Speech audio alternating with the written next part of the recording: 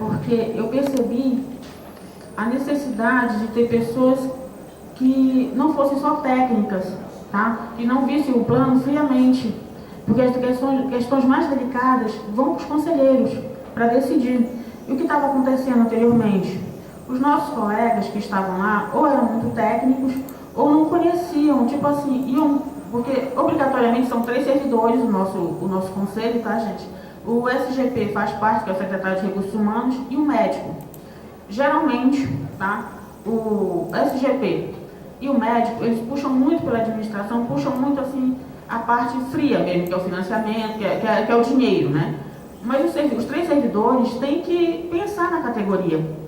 Porque se não tiver ninguém que pense na categoria, vai passar tudo assim, como ia passando foi ano passado, Maria, o que o rapaz colocou de 52%, o plano de uma vez. Ano passado, gente, o nosso plano ia aumentar. Ia aumentar 52%. Chegou a aumentar ainda no primeiro mês, foi um impacto terrível. Por quê? Porque foi apresentado apenas para o conselho, aí o conselho só balançou a cabeça e aceitou. Ninguém questionou. Como foi para todo mundo, foi terrível para a gente. Imagina que nosso salário não aumenta assim, passou 10 anos sem aumento e agora está vindo pingadinho, né? Imagina não tá repondo tudo. Então, nós sentimos muito. Aí foi quando o sindicato se meteu, outro dia que nós conseguimos, agora foi apresentado outro, de outra forma. Nós agora temos um valor fixo, tá?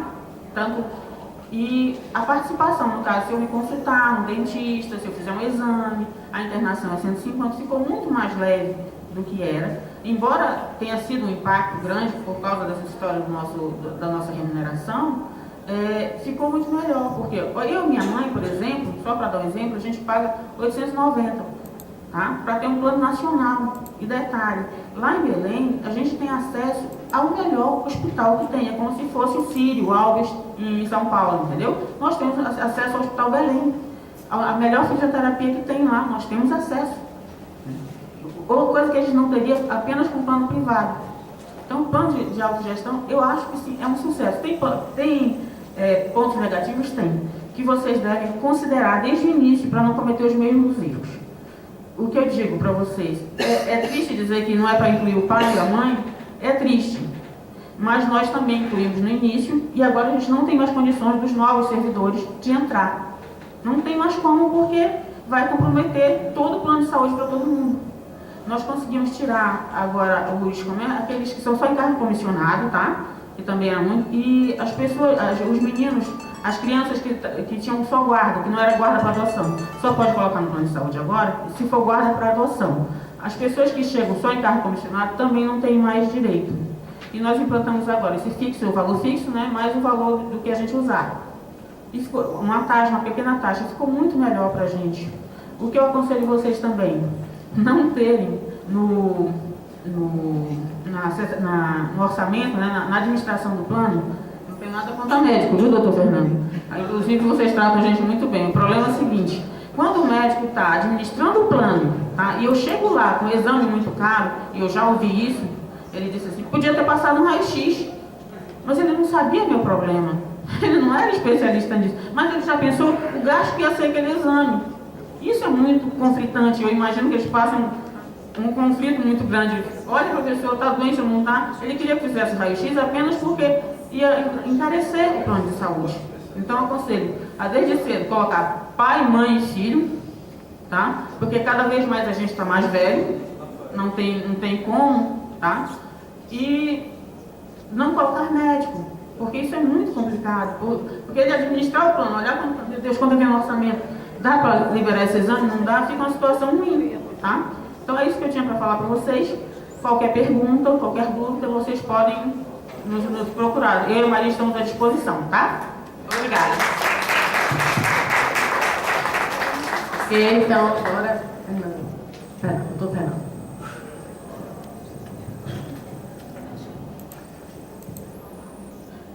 Tem uma apresentação que eu trouxe aqui também. Então, esse debate eu acho super interessante, acho que tem que ser feito por todo o movimento sindical, essas contradições, né, das nossas reivindicações em relação a planos de saúde, né, e por outro lado essa questão da saúde para os trabalhadores como um todo, né, da questão do SUS, como que isso é tratado dentro do Sistema Único de Saúde.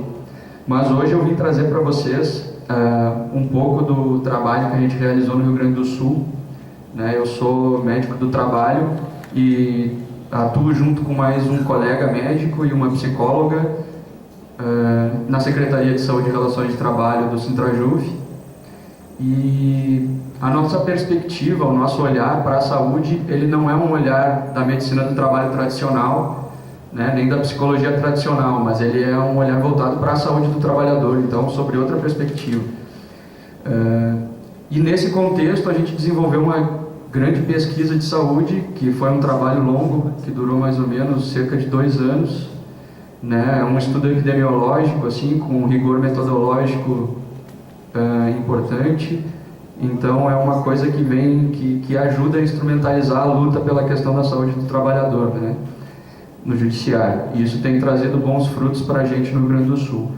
Então eu vou tentar ser breve aqui, falar os dados principais, porque o nosso relatório geral da pesquisa tem mais de 100 páginas, tem PDF, a gente pode disponibilizar para todo mundo também depois, né? Então a gente conseguiu entrevistar quase 2.150 pessoas, né, das 4 justiças no Rio Grande do Sul.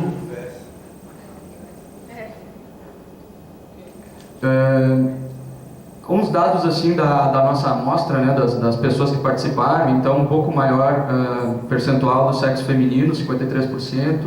No Rio Grande do Sul ainda só 6,4% das pessoas que participaram com cor da pele preta ou parda, né? Podemos passar para e 9,2% dos respondentes tinham alguma deficiência física, né? E isso daí também nos fez aprofundar essa questão da saúde das pessoas com deficiência, e inclusive estamos desenvolvendo uma outra pesquisa específica para esse grupo, né? O primeiro aspecto que chama atenção na categoria é que é uma categoria muito escolarizada, com alto nível de qualificação, né? Se vocês forem olhar ali, atualmente, né, os valores em vermelho ali é a escolaridade atual. Quase 60% das pessoas no Rio Grande do Sul têm nível de pós-graduação, mestrado ou doutorado, né? E vocês veem que as pessoas entram com uma escolaridade um pouco mais baixa, no geral ensino médio ou superior completo, e vão se qualificando ao longo do período que elas estão no judiciário, né? Aqui, pode passar para o próximo, né? Aqui tem a distribuição das pessoas que participaram da nossa pesquisa. A maioria ali, 60% de técnicos, né, e 40% mais ou menos de analistas, e boa parte da Justiça do Trabalho e da Federal, mas também teve boa participação da Eleitoral e do TRF. Aqui são as atividades principais. Vamos ali, a Judiciária de primeiro grau foi que contou com maior participação, né, e hoje em dia já a grande maioria dos servidores tem como atividade principal os processos virtuais. E aqui eu passo já para a primeira questão que a gente avaliou, né? Que é a questão da organização do trabalho. Então, qual era o objetivo principal da nossa pesquisa? Era avaliar as condições de trabalho, né, os processos de trabalho, e ver como que isso influencia nas questões de saúde principais, né? E aqui a gente também buscou aprofundar outras questões dos processos de trabalho e de um fenômeno especial que vem acontecendo muito e colocando a saúde dos servidores do judiciário em risco, que é a questão do assédio moral, que vem crescendo absurdamente na categoria, né? Para vocês terem uma noção, acho que praticamente 90% dos atendimentos que a gente faz no sindicato é por casos de adoecimento mental devido ao assédio moral. Então, toda semana temos novos servidores sendo atendidos pela nossa equipe. Então, a gente tem a compreensão de que o assédio moral está muito relacionado aos próprios processos de trabalho, a questão das metas de produtividade, né? A questão da gestão do trabalho em si. Então, a gente avaliou 3 aspectos da organização do trabalho, que são divididos em condições de trabalho, que tem mais a ver com a questão de infraestrutura, mobiliário. A gente avaliou também a organização do trabalho, que aí sim tem mais a ver com questões de hierarquia, metas, as normas, a jornada de trabalho e as relações de trabalho ou relações socioprofissionais, que fala mais a respeito das relações entre os colegas, né? E como que o trabalho acaba influenciando nisso. Então, nesse primeiro momento, a gente já viu que a organização do trabalho, que é o terceiro item ali, essa escala que a gente utilizou, todas as escalas que a gente utilizou na pesquisa são internacionalmente validadas, né? Cientificamente validadas. Então, ela descreve o seguinte: o nível, a partir de um score que é formado, o nível de gravidade do contexto de trabalho ele é estabelecido. Então, ele pode ser satisfatório quando tem um nível razoável, né? Crítico ou grave. E se a gente for ver ali a organização do trabalho, a gente vê que só 9% tem índices satisfatórios. Ou seja, isso aqui já é uma situação bem grave do ponto de vista das exposições que as pessoas têm no seu ambiente de trabalho, que podem ser prejudiciais à saúde.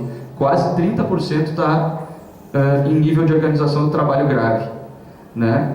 As condições de trabalho foi o que deu um pouco melhor, mas isso é uma coisa que a gente já esperava, porque tem um pouco mais a ver com a questão da infraestrutura, mobiliário, que no geral é razoável na maioria dos nossos tribunais, né? As relações socioprofissionais também ficou em nível um pouco preocupante, porque quase 50% está em situação crítica ou grave, né? Aqui eu pontuei ali como é que está na justiça eleitoral, né? Mas a gente tem dados de todas as justiças. E a eleitoral a gente vê ali que foi um dos órgãos que apresentou os piores índices, junto com a Justiça do Trabalho. Pode passar para o próximo, né? Então tá, pode seguir. Mais um. Certo. Aqueles slides ali, né, mais ou menos o que eu já tinha comentado. E aí a gente parte para a segunda questão que a gente avaliou, que é o assédio moral, né? E aí chegamos a esse dado alarmante de que aproximadamente 83% dos servidores sofreu em algum grau, mesmo que eventualmente, situações que indicam assédio, né? Então a gente utilizou um instrumento que foi criado na Escandinávia e vem sendo utilizado na Inglaterra, né, em vários países da Europa e mais recentemente no Brasil, e chegamos a esse índice de 82% de situações, mesmo que eventualmente. Claro, essa proporção não é, a gente tem ciência de que não é o assédio moral propriamente dito nos seus termos jurídicos, né, que a gente está acostumado a tratar, né, porque também não era o objetivo da pesquisa a gente definir esse tipo de assédio, mas sim identificar a quantidade de pessoas que está em risco de sofrerem um assédio, né. Passando para o próximo já, a gente vê aí que a gente pode dividir, né, os scores, né, e os valores dessa escala de uma forma diferente. Então, as pessoas que sofrem, né, atos sugestivos de assédio semanalmente, elas foram classificadas como assédio frequente. E esse assédio frequente é o que se aproxima um pouco mais do assédio nos seus termos jurídicos. A proporção, então, desse tipo de assédio frequente, que é semanal pelo período de 6 meses, chegou a 17%, né, para a categoria como um todo, e o índice ficou parecido na Justiça Eleitoral, né, um dado também bastante alarmante. Pode passar para o próximo. Então tá, e o que a gente fez, né? O que está determinando esse assédio, né? Nós cruzamos os dados da avaliação do contexto de trabalho, que é aquela primeira escala que eu mostrei para vocês, com os dados de assédio moral. E a gente viu claramente o quanto que está relacionado à organização do trabalho, o processo de trabalho em si, né, a gestão do trabalho com o assédio moral, né? Então a questão das metas de produtividade, isso aí acaba influenciando enormemente o ambiente de trabalho para que ele se torne propício ao assédio moral. O que acontece? O assédio moral hoje em dia no judiciário acaba sendo mais um mecanismo de gestão do trabalho para se aumentar a produtividade e se cumprir as metas que o CNJ exige, né? Então ali, se a gente vê uma organização do trabalho grave, né, ela aumenta em quase 5 vezes a chance de ocorrer o assédio moral, né? E as relações socioprofissionais graves aumentam em 6,5 vezes a chance de ocorrer assédio moral, né? Pode passar para o próximo. Outras situações, né, a questão da cor da pele apesar de a gente ter uma amostra pequena, né, no Rio Grande do Sul só 7% de cor da pele preta ou parda, autorreferida, a gente viu que tem uma proporção maior de assédio moral em pessoas de cor da pele negra, né? E a questão da idade se mostrou também associada ao assédio moral. Os mais jovens tendem a sofrer mais assédio moral. Quando a gente chega aos dados de saúde propriamente dito, né, esses aqui foram os índices, né, as proporções de pessoas que tiveram algum grau de adoecimento mental. Então, quase 30% apresentou transtorno mental comum, dessas 2.144 pessoas. 3,1% apresentou ideação suicida e 4,4% sinais de dependência do álcool. Pode passar o próximo? O próximo também? E aqui, cruzando os dados do contexto de trabalho com a questão da saúde mental, né, a gente vê que as relações socioprofissionais graves, né, que tem a ver com a organização do trabalho, com o contexto geral de trabalho, ela aumenta enormemente a prevalência, né, a ocorrência de ideação suicida e de adoecimento mental. Pode passar para o próximo. E aqui, né, é o cruzamento do assédio moral com o adoecimento mental, né, nessas três questões de saúde que a gente avaliou. Então, o primeiro ali, o TMC, né, ele é o transtorno mental comum.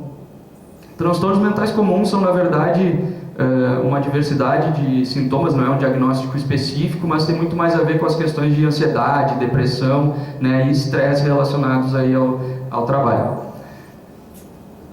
E aí a gente vê que quem não sofre assédio moral, só 10% tem transtorno mental. Se a pessoa sofre aquele assédio eventual, né, que é mensal, né, ou de vez em quando, já aumenta para 25% essa proporção.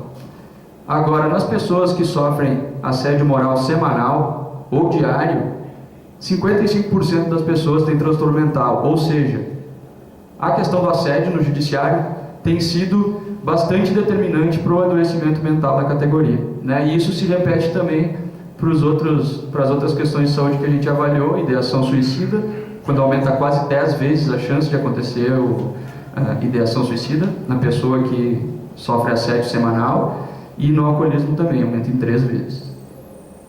Pode seguir.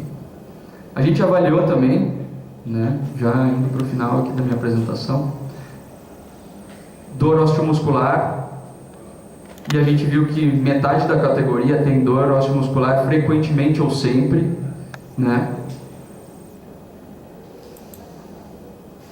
Os sintomas oculares também, 90% apresenta sintomas oculares. Aqui a gente dividiu a dor osteomuscular para o ramo do judiciário, né? Foi alta em todos os órgãos. Pode passar.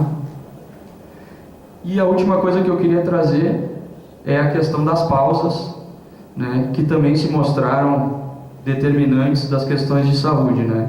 E bastante grave, a gente viu que as pessoas não fazem pausas durante sua jornada de trabalho, que seria um mecanismo para proteger a saúde, né? ali menos de 10% faz as pausas que seriam as pausas adequadas, né? Uma pausa de 10 minutos a cada 50 trabalhados. E mesmo entre os que fazem as pausas, a duração das pausas ela é menor do que seria necessário. Acho que eu vou parar por aqui e aí a gente deixa o espaço para os questionamentos, para o debate. E foi um pouco rápido, assim, tentei trazer a maior quantidade de dados possíveis dentro desse tempo aí que a gente tem para debater. Obrigado. E lembrando, assine a lista, porque a gente vai fornecer material e também o certificado de participação nessa palestra. É preciso que assine a lista e coloque o telefone. Para fechar aqui, assim, a primeira fala, nós temos aqui escrito já para perguntas. Lutero, Francisco, Lafayette, Dulceia e Silas. Certo? Então eles podem vir para cá para pegar o microfone para falar. Só lembrando aqui com relação ao suicídio, salvo engano, nesses últimos 4 anos aconteceram 8 suicídios na nossa categoria. 8 suicídios na nossa categoria. Isso é bastante alto. E 4 dentro do local de trabalho. Isso é muito grave.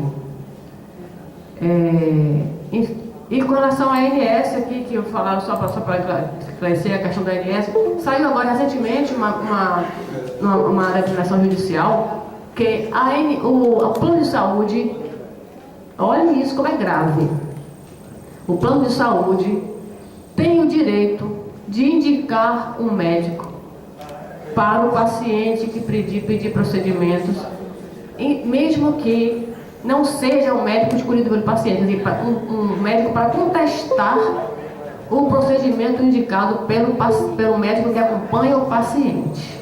Vocês sabem que nos Estados Unidos, que o plano de saúde tem médicos, as direções ganham bônus quando conseguem evitar procedimentos caros. Estamos caminhando para isso. Então, vamos passar aqui para as perguntas. Vamos chegando aqui, Lutero, Francisco, Lafayette do CEA, para a gente fazer as perguntas e começar realmente a reta final do nosso debate. Vamos lá? Cadê Lutero? Cadê Francisco, Lafayette, do CEA e Silas? 1 minuto, tá bom, pessoal? A pergunta? Aqui do lado de cá, eu tô o microfone aqui, podem escolher, pegar aqui o microfone na mesa. Fala, Silas, então pronto. Vai lá, Silas.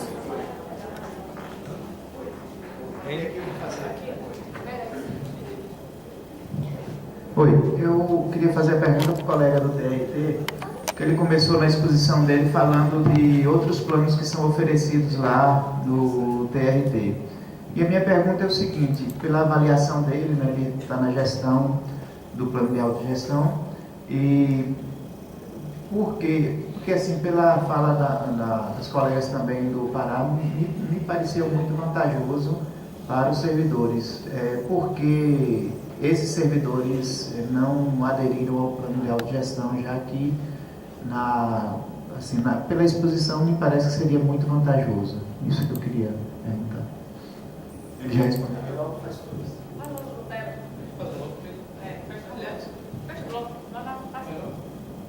Gente, boa tarde.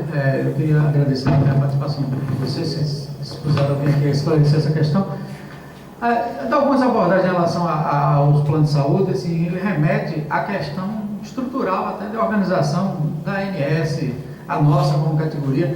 A gente vê que o tribunal aqui tinha um plano de saúde da Sul América, e o plano, ele aumentou 300%, não foi 50 nem 15, acho que o meu era 226, passou a 679, e depois teve outro aumento que aí inviabilizou. Essa questão, todo mundo se acomodou em novos planos. O tribunal não conseguiu renovar com a Sul América e o sindicato disponibilizou, acho que a Cefaz e outros planos. E aí todo mundo se acomodou em planos periféricos. E acabamos ficando sem um plano como estamos até hoje. O valor que é repassado pelo TSE, é uma verba, acho que hoje de R$330, é insuficiente para bancar qualquer plano individual. Então todo mundo se vira ir com seus planos e sabe lá como com o seu salário, para bancar é o mínimo para a sua família. Então, a minha pergunta é específica em relação ao pessoal do Pará, como eles conseguiram agregar todos dentro do plano, e isso se foi induzido, se foi uma coisa de imposta pela administração, se foi a nível de convencimento, e se o plano hoje abarca todos os servidores de uma forma geral, inclusive os que têm plano, que é uma dificuldade, porque todos os servidores já se acomodaram em alguns planos.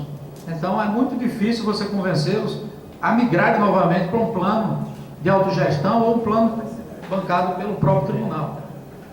Eu queria também só, para finalizar, agradecer e parabenizar a representante da ANTS, que tocou no ponto da regulamentação dos planos de saúde pela ANS, que para nós é uma vergonha, que as empresas de saúde, que a gente sabe da forma como são financiadas e como eles têm as bancadas, que as bancadas é que, com a promiscuidade existente nos negócios atrás da cortina, fazem esse tipo de plano, que eles só fazem plano de coparticipação, não existe mais o plano individual. Acho que há uns 10 anos não se consegue mais fazer plano individual em nenhuma operadora que lhes presta. E aqui na Bahia, mais especificamente um problema nosso, os planos de saúde têm descredenciado os grandes hospitais, os melhores. No caso da Unimed agora, descredenciou o São Rafael. Então, são não só pela questão do aumento que inviabiliza, mas pela questão do próprio descredenciamento dos grandes hospitais. Então vai migrando para um sistema que está fadado ao colapso, ou pela questão econômica, ou pela questão do atendimento, ou pela promiscuidade da regulamentação. Muito obrigado e parabéns a vocês.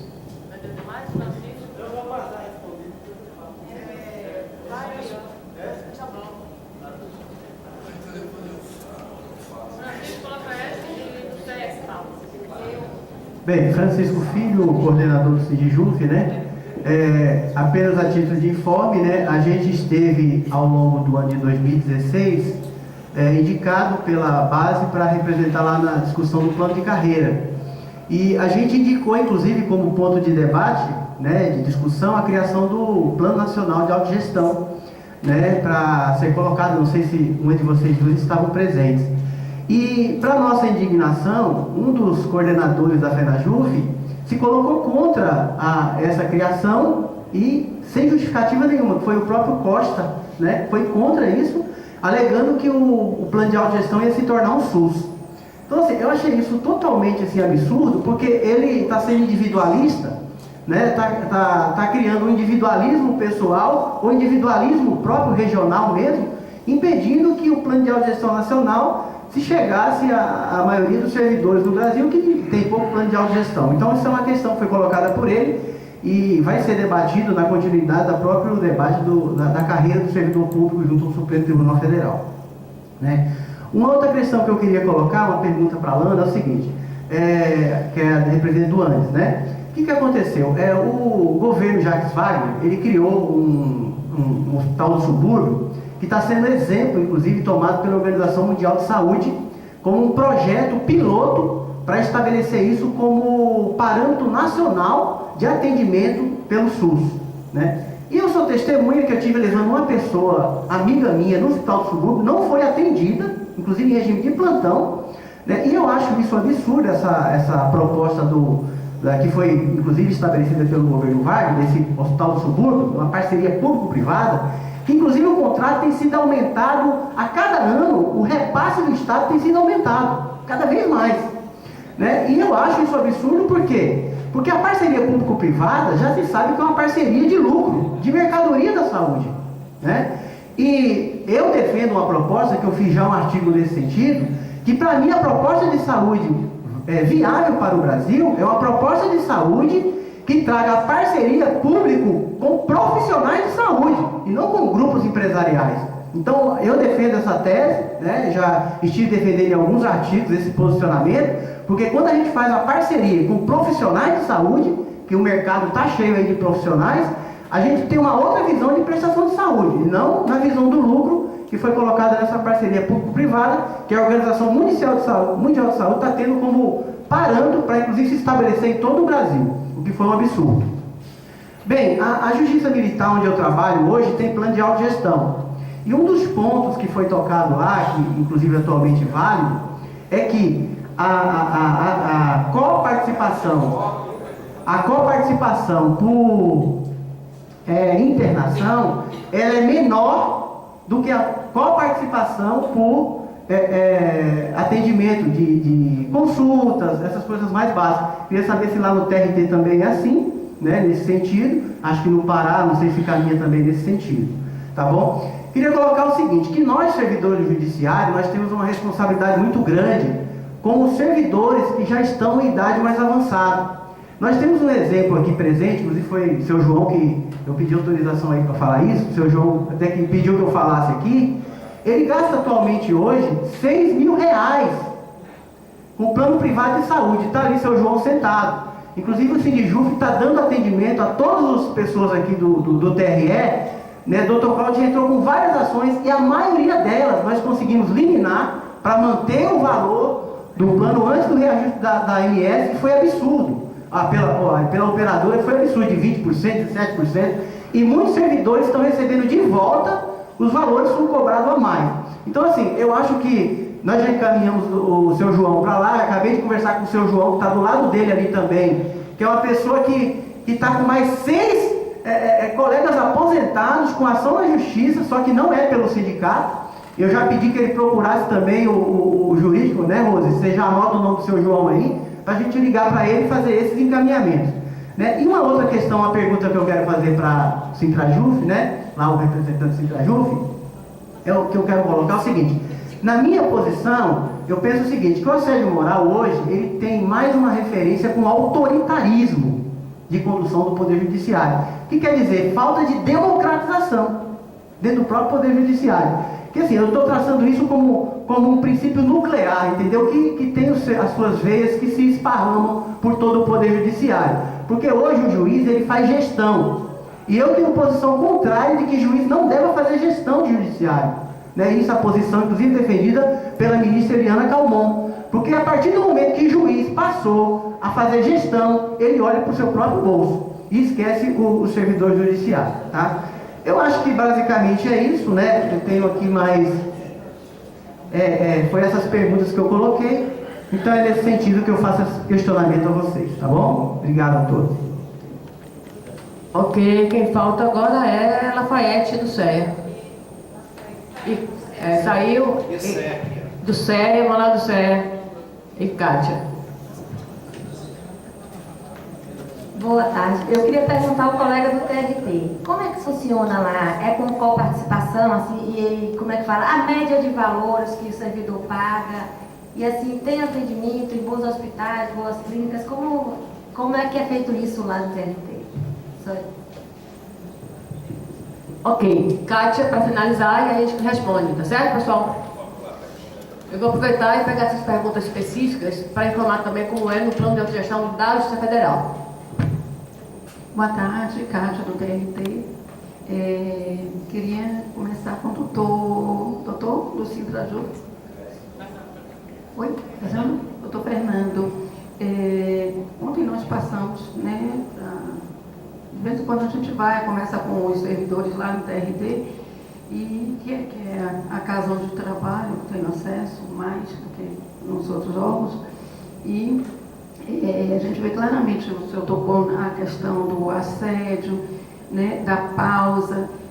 O TRT fez um trabalho, André sabe, nossos colegas que estão aqui, fez um trabalho fenomenal, né, com relação ao Comitê de Saúde que existe, com panfletos, com abordagem, indo nas vagas, né, o tempo todo. Esse comitê existe lá, eu fazia parte. E você vai hoje lá e dificilmente o servidor faz pausa. Né? O tribunal tem além disso, eles colocam, tem um contrato com pessoas que fazem exercício. Eles chegam nas varas, ninguém para, ninguém faz. Né? Ontem eu estive conversando com um diretor e ele falou, a correção teve aqui, eu não fiz nada, eu não fiquei empurrando nada para o tapete. E está o trabalho de acordo com o que a gente trabalha diariamente. Mas as outras varas não fazem isso, né? Faz aquele corre-corre, limpa aqui, limpa ali, para a correção chegar, está tudo limpinho, bonitinho, né? Para dizer, a gente trabalha direitinho. E assim, foi o único diretor que eu ouvi falar isso, que não pega, que antecipa na data da correção, para corre para estar tudo bonitinho para a correção da 10. Né? Foi o único. Né? E ele colocou o pessoal lá para as luzes lá pagam 17 horas. Né? Os servidores foram encaminhar que quer que a luz fique até 19, porque está achando muito cedo para parar. Né? Então tem algumas coisas que a gente tem que tentar conversar com nossos colegas, porque eles falam na questão da saúde, qualidade de vida. Né? Eu estava conversando com a colega aqui, eu sou oficial de justiça, minha caixa cai mandado de madrugada, sábado e domingo. Né? Aqui eu não sei como é que está o PJE, mas lá está de vento e polpa. Né? Sábado e domingo eu tenho todo caindo na minha caixa, gente, de madrugada. Né? Assim, né? Esse diretor falou, não, lá eu digo para o meu pessoal, o pessoal da vara, que não trabalhe no final de semana. Mas os outros não fazem isso. Aí eles falam de qualidade, quer dizer, é uma faca de dois gumes. Os servidores têm que ter consciência com relação a isso. Né? O que eu sinto com relação, que você falou, com relação, acho que, não sei, eu queria que você me reportasse, porque foi um estudo, né, com relação aos mais novos, que você dizem que o assédio é maior.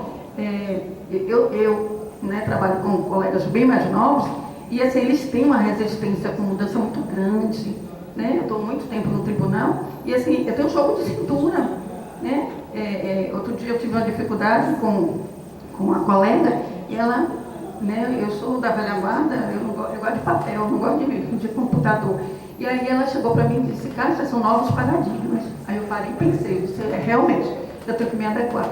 Né? Mas os colegas novos têm uma resistência de ouvir, de abraçar, de procurar um jogo de cintura. Eles não fazem. Aí fala assim, eu vi, às vezes assim, isso é assédio, mas será que é assédio mesmo? Sabe? São novos paradigmas, a gente tem que procurar dentro, olhando por qualidade de vida, né? E vendo dentro das nossas condições, como é que a gente vai atuar, né? Quem encaminha nosso trabalho somos nós, né? Então, assim, aqui não dá, vamos parar e chamar o tribunal e estar ouvindo, né? Uma das falas de uma das juízas, já estou finalizando, num momento que houve um encontro com a presidente do tribunal e a Amata estava, os advogados, e ela elogiou o tribunal naquele momento e disse assim, eu espero, né, que os administradores do tribunal pensem com relação aos novos paradigmas, que é o PJE, né, que pense na saúde dos servidores, né, pense na saúde do juiz, porque é tudo muito rápido. Eles querem, né, vamos prazo, e tudo muito rápido. Né, e essa questão desses novos paradigmas com relação à doença, e até o TRT e vocês que, eu não sei como é que está o TRE com relação a isso, né, para ver esses momentos de qualidade da saúde do trabalho nesse momento de instalação e PJE o tempo todo. Ok, obrigada. A gente responde agora as perguntas em bloco, começando por Lana, porque ela tem que sair. Então, vai responder a pergunta dela e vai se retirar. E a gente já antecipa o agradecimento. Muito honrado com a sua presença. Obrigada por ter convidado, e desculpa mesmo por não poder ficar mais. Sobre a questão que foi colocada sobre o Hospital do Subúrbio, um tema que pode ser bem mais amplo que isso, porque são diversas formas de gestão de serviços que escapam à forma como foi imaginada a partir da Constituição Federal. Então, além das PPPs, a gente tem as organizações sociais, a gente tem as fundações estatais de direito privado, recentemente apareceu a EBSER. São todas formas de contratação que tentam fazer arranjos que permitem contratações que não são através do concurso público. Uma pesquisa recente que a gente fez na faculdade, usando dados do próprio SUS, uma coisa impressionante.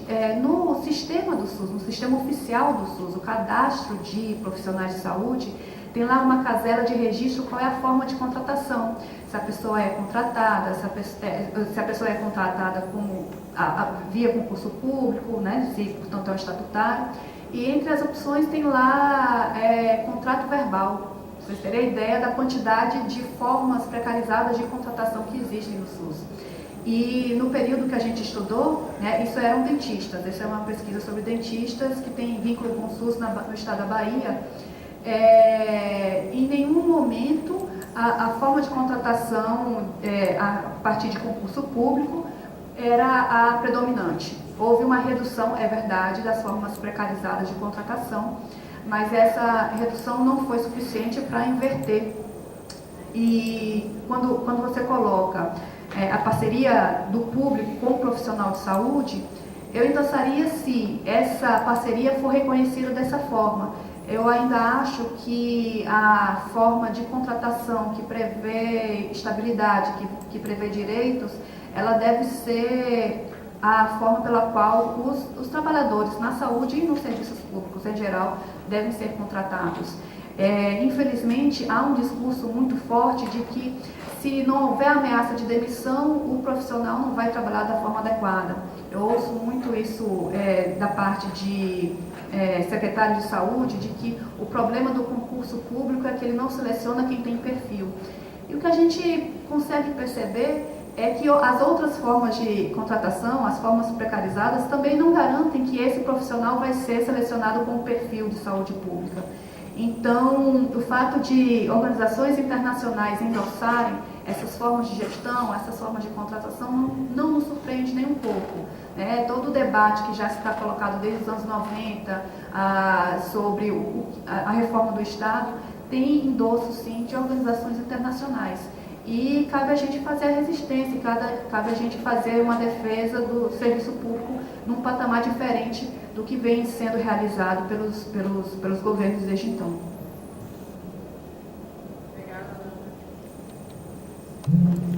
Quem agora responde?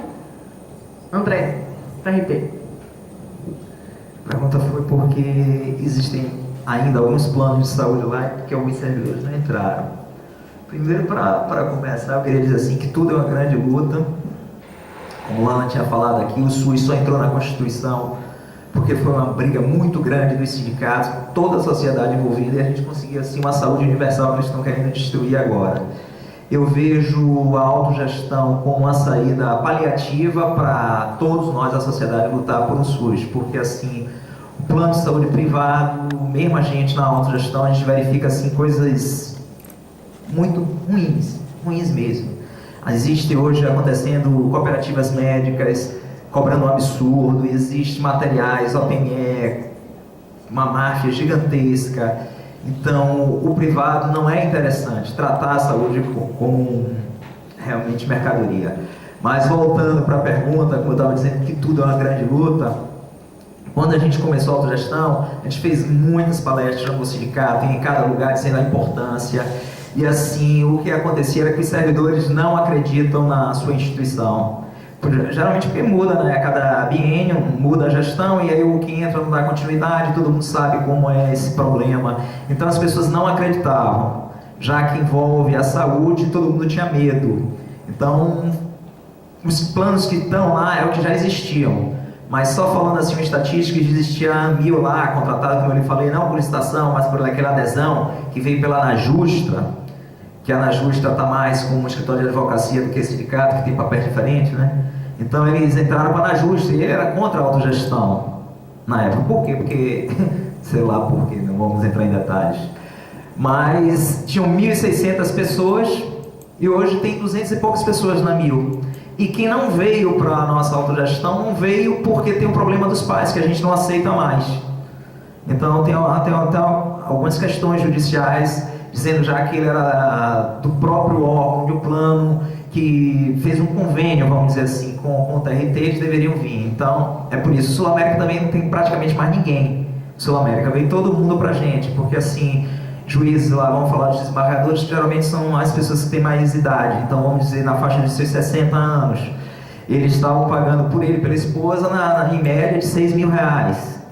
Então, vir para o nosso plano e pagar R$1.000, realmente também está todo mundo saindo da Sul América. E aqueles que não acreditavam, agora a gente fez 2 anos já o nosso plano, então está vindo todo mundo. Ninguém está aguentando mais pagar. Então, foi por isso que existem 2 planos.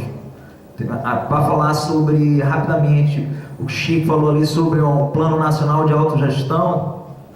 Eu acho bem complexo, viu, Chico? Porque assim, existe a autonomia administrativa financeira dos órgãos. Então, quando eu vejo algo vindo de cima, dizendo como deve ser, eu sei. E assim, uns que colocam pai, outros que não colocam pai. Isso, na verdade, deve ser decidido pela comunidade. Eu vejo, sim, como ela já falou do Pará, todos em uma autogestão e a gente fazendo intercâmbio, a compensação. E todas descentralizadas, cada um decide a sua própria regra, conforme as suas peculiaridades regionais. E aí a gente faz o intercâmbio. Isso, na verdade, é uma luta que tem que ser breve. Isso que eu vejo, mas passo aqui para ela para falar sobre o Pará. Obrigada. Eu abro minha fala parabenizando o TRT, né, de ter entrado já, ter aderido à autogestão. Também ressalto assim que eu concordo que o SUS é o melhor e maior plano de saúde que o Brasil tem. Penso que existe problema de gestão, porque não existe problema de dinheiro.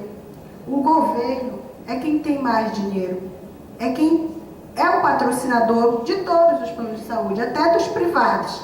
Então, se houvesse uma gestão melhor de saúde pública, talvez assim a gente nem tivesse aqui precisando contratar, né?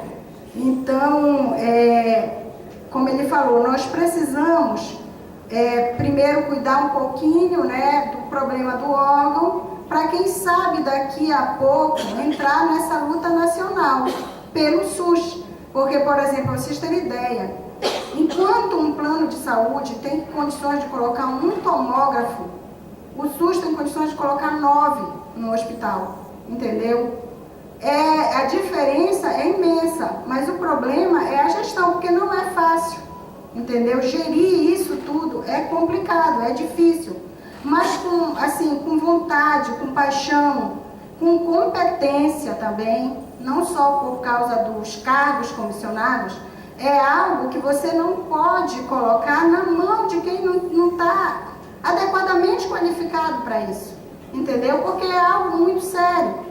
Assim, a saúde para nós, nós não temos dimensão, nós não podemos quantificar quanto vai custar, entendeu? Um atendimento. Então, se eu colocar na mão de alguém que não sabe, não está atento para isso, isso pode afundar, entendeu? Então, é algo assim que lá no TRE do Pará, isso aí está muito bem claro, entendeu?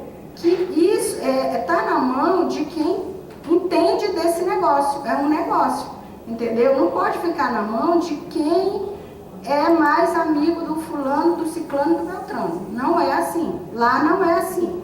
E lá para nós é muito forte, entendeu? É uma conquista nossa, que o servidor está ali junto, engajado, para manter isso, certo? A cada dia, a cada ano que passa, o servidor está mais consciente de que ele tem que encher as cadeiras e vir discutir saúde, entendeu? Porque, toca no bolso da gente também, entendeu? E hoje nós estamos com o nosso salário congelado, a gente não tem aumento, só que os custos eles aumentam todos os dias. Como eu falei para vocês, nós não podemos conter as despesas, elas são variáveis, elas são estimadas, e as receitas elas estão cada vez menores. Cada dia que passa nós precisamos desembolsar mais, entendeu? Então nós temos que desenvolver mecanismo de contenção, mecanismo de ajuste, e aí a gente vai ajustando conforme a necessidade, mês a mês, ano a ano, a gente vai fazendo esses ajustes. Então o colega perguntou assim, por que, se a gente realmente consegue agregar todo mundo, né, se a gente consegue reembolsar aquelas pessoas que estão no plano já, né, e que eu acho que, acredito, pelo que eu sinto na TRE, são poucas. Nós temos assim, em torno de 20 pessoas só que recebem reembolso de plano de saúde. 20 a 30 pessoas já considerando os dependentes. São poucos servidores, a folha é bem pequena, entendeu? Dá só numa folha de papel, a folha de reembolso de plano de saúde. Então, assim, essas pessoas, elas conseguem pegar o reembolso do tribunal e pagar o plano todo, entendeu? O valor total fora, porque às vezes a segmentação do plano que elas contratam é enfermaria, é só local, entendeu? Não tem porque, por exemplo, assim, nós nos preocupamos quando nós estamos em viagem, nós temos uma cobertura. Então, às vezes, essas pessoas que estão nesses planos, elas não têm. Às vezes a pessoa é solteira, está sozinha, no plano de, por exemplo, pagar uma CACI. A CACI, hoje, do meu ponto de vista, é o melhor que tem no mercado. Porque a CACI é CACI em qualquer lugar do Brasil, entendeu? Então, ela tem auditores, ela tem tabela própria, então, entendeu? Ela tem poder de barganha. O Banco do Brasil tem em todo o Brasil, em qualquer lugar. Então, a CACI hoje, ela é muito forte, ela é uma autogestão boa, e quem tem CACI, eu já aconselho, não sai, entendeu? Por quê? Porque é muito boa, e não é o preço lá muito alto, muito lá em cima, entendeu? Então, tem esses servidores que preferem ficar. A maioria que estão na CACI ou estão na Unimed, tá? Já vou terminar, tá? Ou estão na Unimed, assim, naqueles planos locais, tá? Recebendo R$215, que é a per capita da União, tá? E conseguindo por beneficiário, tá? Lá no TRE a gente reembolsa R$215 por beneficiário, não é por grupo familiar. Então depende da composição de cada tribunal, tá? Gente, eu vou ficar aqui à disposição de vocês, o meu tempo esgotou, se eu não conseguir responder a pergunta, eu respondo depois para você. Complemento, tá? Só complementar, teve um colega que perguntou sobre a internação. A nossa internação é uma franquia. A gente paga R$150, independente de você passar um mês ou 6 meses, você paga apenas R$150. Outra amiga perguntou sobre os serviços, né? Tem uma tabela, tem 10% sobre consulta, 20% sobre odontológico, 50% sobre vacina, e essa franquia para internação está R$150. Aí vocês ficam pensando, ah, meu Deus, isso não é muito. Pode ser parcelado, inclusive até 6 vezes. Se você usar muito e tiver muitos exames, você pode parcelar até 6 vezes, no mínimo uma parcela de R$150, tá bom, gente?